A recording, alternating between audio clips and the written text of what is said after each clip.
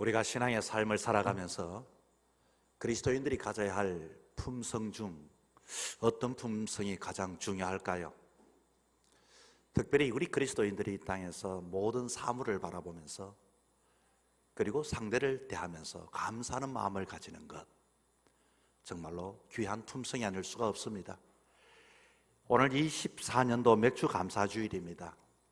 특별히 맥주 감사주일을 맞이하면서 이 맥주 감사주일의 의미가 무엇인가를 간략하게 말씀을 드리고 오늘 본문을 가지고 말씀을 전하도록 하겠습니다. 맥주 감사주일은 이스라엘 백성들이 애굽의 종노릇하여서 광야에서 이렇게 가나안을 향하여 이렇게 나아가는 과정 속에 있었습니다. 그럴 때는 하나님께서 그들에게 만나를 먹여주셨죠. 그리고서 가나안에 정착하여 처음 정착되어진 모든 유랑의 생활을 마감하고 그곳에서 났던 첫 결실을, 처음 열매를 하나님 앞에 감사하는 절기가 맥주 감사주일입니다.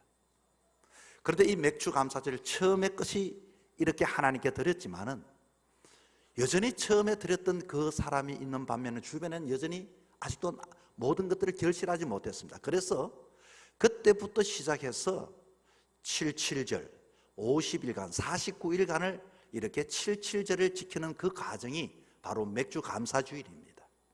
한 50일이 지나고 나면 모든 지역들이 다 처음 열매를 먹을 수가 있었습니다. 결실할 수가 있었죠.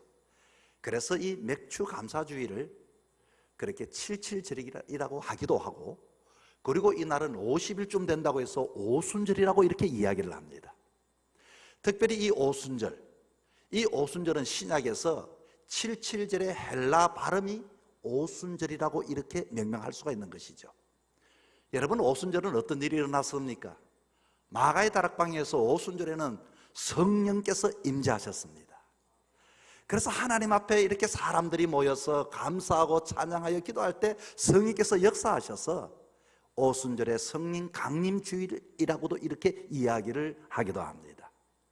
이 오순절의 성령 강림주일은 바로 교회가 처음 생겨나는 계기가 되어졌던 것입니다. 믿음의 사람들이 모두가 그렇게 광야에서 각자로서 드렸지만 이제는 한 곳에 모여서 하나님 앞에 처음 것을 가지고 감사하는 절기요, 성령님이 임재하고 그리고서 교회가 새롭게 태동하는 절기가 바로 이 맥주 감사절의 의미가 담겨져 있는 것입니다. 여러분, 이 첫 열매가 왜 그렇게 중요할까요? 사실 첫 번째 읽은 열매는 그 모양도 작고 맛도 그렇게 좋지 않습니다. 사실은 이 첫 열매보다도 나중에 가면 갈수록 열매는 더 커지고 더 맛이 깊어질 뿐만 아니라 우리가 첫 월급도 경력이 쌓여야 올라가고 그리고서 모든 것이 가면 갈수록 더 넉넉하고 부유함에도 불구하고 첫 열매가 왜 소중할까 하는 것입니다. 아마 여러분 자녀들 중에 취직을 해서 첫 월급을 받으면 부모님께 이렇게 속옷을 선물하기도 하죠.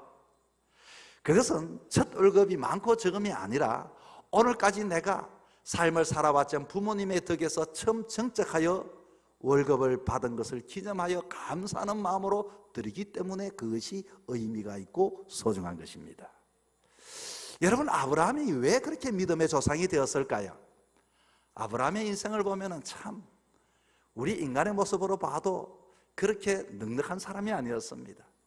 자기의 아내를 자기 동생이라고 누이라고 이렇게 속이기도 했던 그 사람, 그러나 하나님께서는 이 아브라함을 보고 믿음의 조상이라고 말하고 이 아브라함에게 엄청난 축복을 주시게 되어졌던 것이죠. 그 이유는 그렇게 기다리고 기다렸던 그 아들을 하나님께서는 이 이삭을 첫 열매를 나에게 드리라고 이렇게 이야기했을 때에 창세기 22장 12절에 이렇게 말합니다. 너가 너 아들 너 독자도 내게 아끼지 아니하였으니 내가 이제야 너가 하나님을 경외하는 줄 아노라. 하나님께서는 첫 열매를 대하는 태도를 보고 그 사람에게 복을 주신다는 것입니다. 여러분, 오늘 이 시대의 문제가 무엇입니까? 이 세상을 바라보면서 많은 사람들이 시원하거나 유쾌하지 않는 이유는 그렇게 많은 젊은이들이 모든 얻게 되어진 그 넉넉함이나 부요함이나 이 모든 것들이 주어진 것들은 나에게 저절로 생겨났다고 생각하기 때문입니다.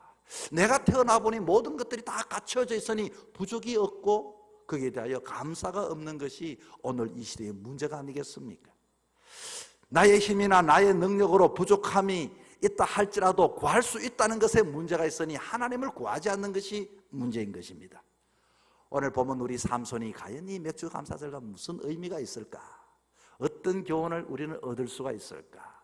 주님은 본문을 통하여 우리에게 맥주 감사절을 맞이하면서 무엇을 가르쳐 주려고 할까에 대한 이야기를 제가 여러분에게 하겠습니다.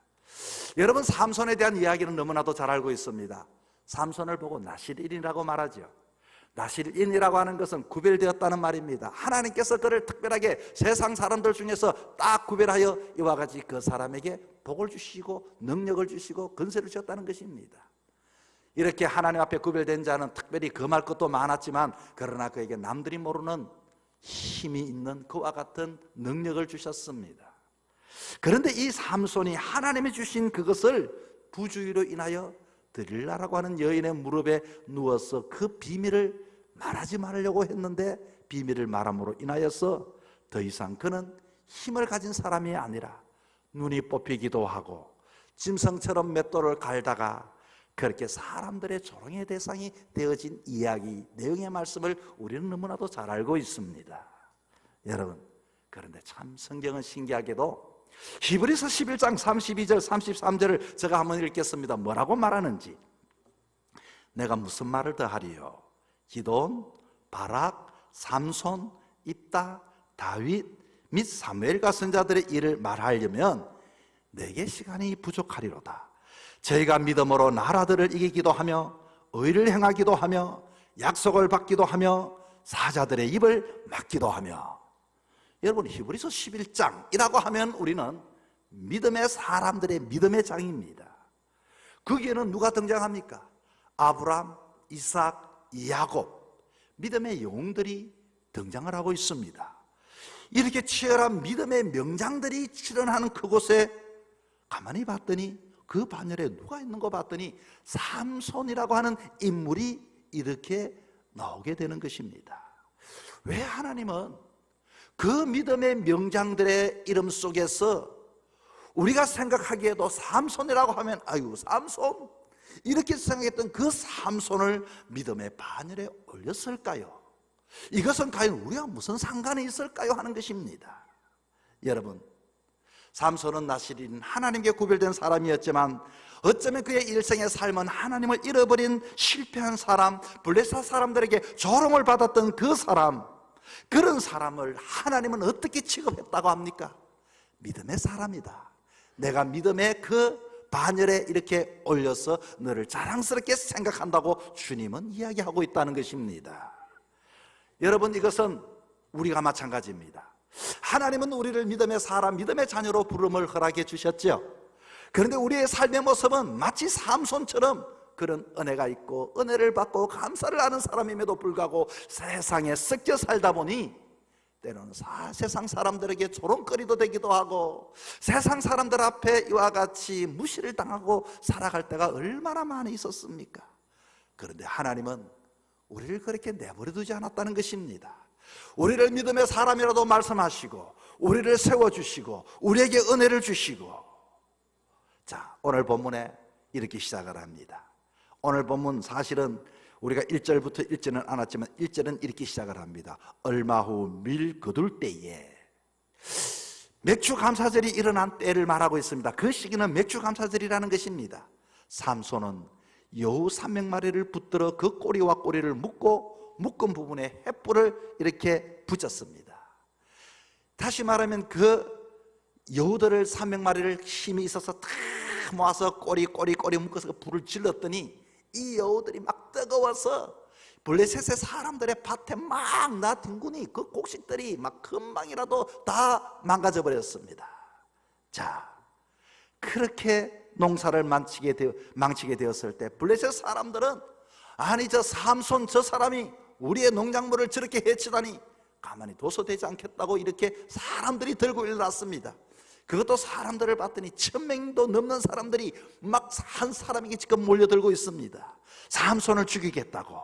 자, 그런데 오늘 본문은, 우리가 읽었던 본문은 어떻게 시작되는고 하니, 주변에는 사실은 이 삼손을 도와줄 만한 무기도 없었고 그에게는 아무 사람도 그를 대변해 준 도 없었지만은, 오늘 본문은 이렇게 이야기를 합니다. 그저 새 나귀 특별을 하나 발견하고서 사람들을 1000명을 해치워서 그 사람들을 덤이 싸워서 그렇게 했다는, 이렇게 이야기를 시작하고 있습니다. 여러분, 이 본문은 우리에게 첫 번째는 나귀 특별로 우리의 인생에 기적을 세워주시는 하나님을 발견합니다. 이게 무슨 이야기일까요? 오늘 본문 15절에 삼손이 나귀 새 특별을 보고 14절에도 의도적으로 강조하는 것이 나귀 특별이에요. 이 사건은 특별로 시작해서 나귀 특별로서 끝을 맺는데 14절에도 지명 이름이 나옵니다. 레히라고 하는데, 레히라는 것도 특별하는 뜻입니다. 15절에도 삼손이 나귀 새 특별을 보고 16절에도 나귀의 특별로 한 더미 두 더미를 쌓았고 나귀 특별로 내가 1000명을 죽였고 17절에도 말을 마치고 특별로 그 손에서 내어 던지고 그걸 라맛레힐 이름하였다. 라맛레힐이 특배의 무더기라는 뜻입니다. 자, 이 나귀 특배에 대하여 주는 의미입니다. 나귀 특배가 여러분 무엇일까요? 나귀 특배는, 첫 번째는, 이 나귀 특배는 당시에 이스라엘 백성들은 나귀를 좋은 운송수단으로 사용을 했습니다. 그러나 나귀가 이렇게 그만 부정한 짐승으로 취급했기 때문에 나귀가 이렇게 쓰러지면 그냥 그것을 먹지도 않았습니다. 그리고 나귀 특배 그것, 이렇게 나귀가 있으면 땅을 파서 나귀를 묻어 주었습니다. 그렇다가 묻어주면 나귀 특배가 쑥 이렇게 올라오면, 아이고 저 나귀 특배 저거 보기 싫어 하고 또 이렇게 파서 또 나귀 특배를 묻어 주었어요. 쉽게 말하면 이 나귀 특배는 사람들에게는 아무 관심을 받지 못했던 존재가, 이것이 바로 나귀 특배라는 것입니다. 사람의 눈에도 쉽게 띄지 않습니다. 모두가 나귀 특배만 있으면 묻어둡니다. 땅속에 묻어둡니다. 아이고 저 나귀 특배가 저 왜 있어 하고서 부정하다고 생각하기 때문에 눈에 띈다 해도 관심을 가지지 않았던 것이 나귀 특배였고, 또 한 가지 나귀 특배는요, 무기로 사용할 가치가 없는 것입니다. 뭐 창처럼 뾰족하지도 않고 이 나귀 특배가 칼같이 날카롭지도 않고 단단하지도 않고 변변치 못하고 대수롭지 못하고 가치가 없는 것을 보고 나귀 특배 같다, 이렇게 이야기를 합니다. 자, 그런데 나귀 특배로 한 더미를 쌓았고 나귀 특배로 두 더미를 쌓고, 더미라고 하는 이 한 더미 두 더미라고 하는 이 용어가, 이게 바로 또 나귀 특배라는 발음상이 똑같은 언어입니다.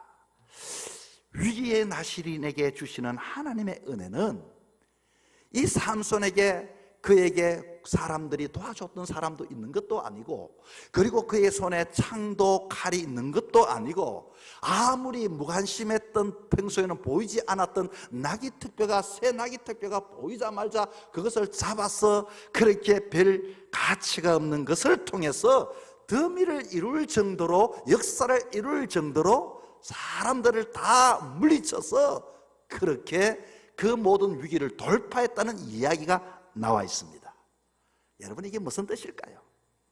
지난 살아온 날들, 우리 신앙의 사람들에게는 어쩌면 내가 어느 누구도 나의 도움이지 못해서 감사할 제목이 없을 수도 있습니다. 어느 누구든지 나에게 힘이 되지 못할 때도 있습니다. 정말로 눈에 띌 만큼 하나님께서는 내 손에 무기를 잡아주든지 물질을 주든지 능력을 줘야 될 텐데, 그래서 내가 저들을 쳐서 이겨야 할 텐데, 그러나 하나님은 여전히 이 삼손을 믿음의 대리로 세웠던 것처럼 잊어버리지 아니하시고 나귀 특별하고 하던 아무 보잘것없는 그런 것들도 손에 쥐자마자 놀란 능력과 권능으로 그와 같이 넉넉하게 세워주시고 이기게 해주신 사건을 우리는 발견하게 되는 것입니다. 여러분 살아왔던 날들, 여러분의 손에 들려진 것, 여러분 어쩌면 정말로 무가치하고 그렇게 살아왔고 아무것도 일어나지 않는 것 같지만 되돌아보십시오. 하나님께서 여러분에게 더미 쌓아서 그와 같이 여러분을 이기게 하셨고 오늘 이 자리까지 나와 하나님 앞에 예배하는 자로 세워주었다는 것이 감사의 제목이 아니던가요. 여러분, 하나님의 백성들은 내가 어떤 잘못을 하고 어떤 내가 연약하고 부족하다 할지라도 하나님은 우리를 도와주시고 믿음의 사람이라고 말씀하시고 지나가 보니 모든 것들을 이루어 주시고 승리케 해주신 그 하나님을 믿을 수 있기를 바랍니다. 이영주 선교사님이 내려놓음이라고 하는 책에 이런 이야기가 있습니다. 몽골의 어느 교회에 예배를 드리고 있는데 이 벌르르라고 하는 자매가 땀으로 뒷머뭇이 되어서 막 교회로 들어오고 있습니다. 사실은 이 자매는 예수를 믿은 지가 얼마 되지 않았습니다.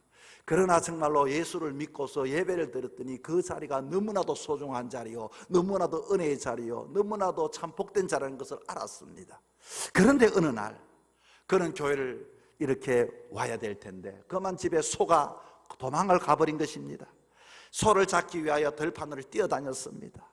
그렇게 몽골에서 소는 삶의 기반이요, 재산의 목록이의 1호인데 소 한 마리가 보통 사람의 일년치 월급과도 같았는데 정말로 예배 시간은 가까워 오고 그리고 소는 이와 같이 찾아야 되고 그는 정말로 이거 어떻게 할까 고민이 많았습니다. 그러나 아무리 이 소를 찾기 위해서 애를 쓰지만 잡아 다닐 수가 없었습니다. 그는 자기 스스로가 이것을 알고서 포기해버리고 예배 시간에 늦지 않기 위하여 다시금 그렇게 예배당으로 땀이 범벅이 되도록 뛰어들어왔다는 것입니다. 그리고서 예배를 드렸습니다. 어쩌면 우리가 세상의 삶을 살아가면서 예배라고 하는 것 아무것도 아닌 것 같이 보여집니다. 기도라고 하는 것이 내 인생을 변화시키지 못할 것 같이 여겨집니다. 그러나 그 책에서는 그렇게 소개합니다. 예배를 드리고 그리고 이와 같이 하나님 앞에 예배를 드리고 예배를 마치고 봤더니 놀라운 사실은 예배 후 예배당에서 소 울음소리가 들렸다는 것입니다. 잃었던 소가 예배당으로 스스로 찾아온 것입니다. 소를 잃어버렸지만 아무 가치 없이 여길 수 있는 그 예배를 드리고 보니까 하나님께서 우리가 염려하고 걱정하는 것들도 이와 같이 그 자리에 세워주시고 그 자리에 모든 것을 찾게 하셨다는 그런 감정의 이야기인 것입니다. 구원도 마찬가지입니다. 여러분 어떤 자격이나 능력이 없는 무가치한 존재라 할지라도 하나님은 우리를 믿음의 사람이라고 하십니다. 그리고 때로는 내 손에 내 눈에 보이지 않고 잡히지 않는다 할지라도 지나와 보고 보니 하나님께서는 모든 것들을 제자리에 두셨고 함께 하셨고 이루셨고 문제를 풀어주신 그 하나님이 우리에게 있음을 알고 우리는 감사를 드려야 하는 것입니다. 예배의 기쁨과 소를 찾는 기쁨을 모두 얻게 된 것이죠. 여러분 무엇을 잃어버렸습니까? 그것 찾기 위하여 이와 같이 세상에 아무리 달려가 보십시오. 무엇 때문에 낙담합니까? 분명한 것은 하나님은 우리의 부족을 다 알고 계시는 하나님이십니다. 하나님께서는 언제나 그러나 우리는 우리의 눈으로 볼 때는 무가치하고 보이지 않는 것이라 할지라도 그것을 소중히 여기는 자에게는 이와 같이 은혜를 베푸시는 하나님인 것입니다. 지나고 보니 그때는 너무나도 힘들었는데 지나고 보니 힘든 것들이 다 해결되어진 것, 여러분 주님께 감사할 수 있기를 바랍니다. 두 번째는 맥주 감사절의 의미는 성령께서 임하는 성령 강림 주일이라고 말을 했습니다.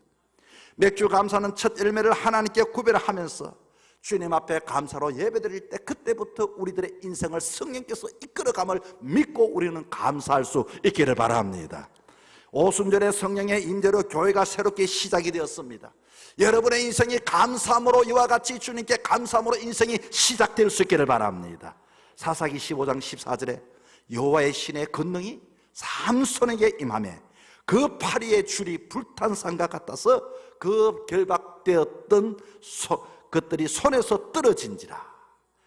여러분 여기에서 여호와의 신의 권능이 바로 성령이십니다.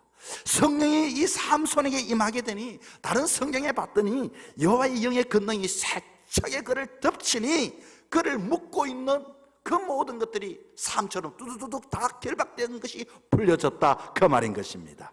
우리에게도 새로운 펼쳐진 인생의 수많은 세상의 것들이 우리를 묶어둘 때가 있습니다. 꼼짝하지 못할 때 하게 될 때도 있습니다. 예배드리지 못하게 할 때가 있습니다. 기도하지 못하게 할 때가 있습니다. 그러나 하나님을 믿고 나아갈 때 여러분의 인생에 성령께서 임재하셔서 여러분을 묶고 있는 것에서부터 자유함을 얻을 수 있기를 바랍니다. 여호와의 영이 임하면은 여러분을 얽어매고 있는 줄이 어떤 줄이든지 마치 불탄 산과 같이 이와 같이 풀려지고 끊어지는 역사가 있게 되는 것입니다. 여러분, 주님 앞에 감사하십시오. 성령께서 임자여 이 모든 가난의 줄이 끊어지게 해달라고 기도할 수 있기를 바랍니다. 나를 묶고 있는 질병 때문에, 어려움 때문에 내가 하나님을 온전히 바라보지 못한다면 성령님 나를 도와주셔서 그럴수록 내가 더욱더 주님 의지할 때 나를 묶고 있는 이 어두운 마음들을 밝혀주시고 나를 하여금 꼼짝하지 못하는 질병이 떠나가게 해달라고 기도할 수 있기를 바랍니다. 어떤 자는 예수님을 믿지만 주님을 의지하지 아니하고 자기가 열등주의에 사로잡히고 자기의 그 사랑하는 에고이즘에 빠진 사람들, 그리고 패배자로 끊임없이 주변의 눈치를 보는 사람들, 그것에서부터 이와 같이 풀려져서 주님이 나의 대장 되시고 내 인생을 책임져 주실 분이심을 고백하며 나갈 수 있기를 바랍니다. 쓸모없다고 생각했던 나귀뼈와 같은 우리들의 인생, 하나님의 손에 붙잡히게 되어지면 우리는 위대한 일을 해낼 수가 있게 되는 것입니다. 여러분, 하나님을 나의 구주로 인정할 때, 감사할 때 성령께서 임하시게 되는 것입니다. 불평하면 사단이 우리의 마음을 사로잡고 있지만 감사하는 자에게, 선포하는 자에게 하나님의 영이 임할 때 놀란 우리들의 인생이 앞으로 남은 6개월 동안도 펼쳐지게 되는 것입니다. 여러분, 본문의 메시지는 분명합니다. 우리가 가지고 있는 낙이 특별, 아무것도 아닙니다. 그러나 지나고 보니 낙이 특별로 하나님께서는 우리의 지나왔던 날들을 승리하게 하셨고 이루게 하셨던 것을 여러분 통하여서 감사할 수 있는 여러분 될 수 있기를 바랍니다. 남아있는 인생 여러분 어떻게 사시겠습니까? 무엇을 기대하며 사시겠습니까? 정말로 남은 여정 내 힘으로 살아서 안 됩니다. 우리는 하나님 앞에 감사함으로 살 때 성령께서 임하는 자에게는 내가 상상하지 못했던 놀라운 성령의 역사가 임하게 되는 것입니다. 여러분, 오늘 삶을 살아도 하루를 맞이하면서 여러분 특별하다는 마음을 가지고 사셔야 합니다. 우리가 한 상에 둘러앉아 웃으며 식사하는 것도 특별하다고 생각해야 하고 하루 세끼 먹는 것도 특별하며 감사하다는 마음을 우리는 가져야 하는 것입니다.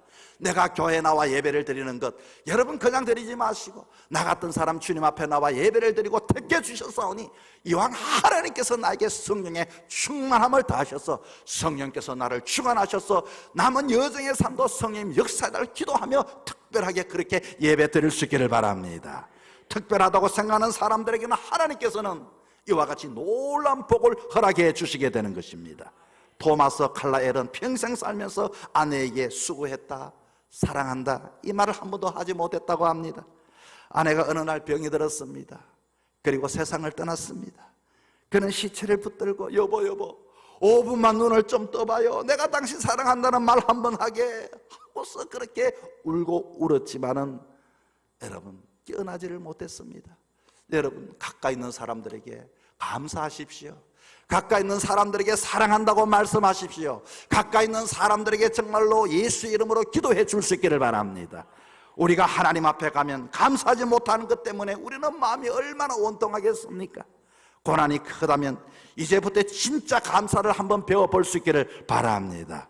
여러분 남은 여정의 6개월의 그 시간 여러분의 힘이 아니라 여러분을 묶고 있는 것들부터 성령께서 삶과 같이 끊어지는 역사가 있어서 그들을 통하여 하나님께서 삼손도 믿음장 히브리서 11장과 같이 믿음의 대열에 당당하게 세움받는 복된 인생이 되기를 주의 이름으로 축복합니다.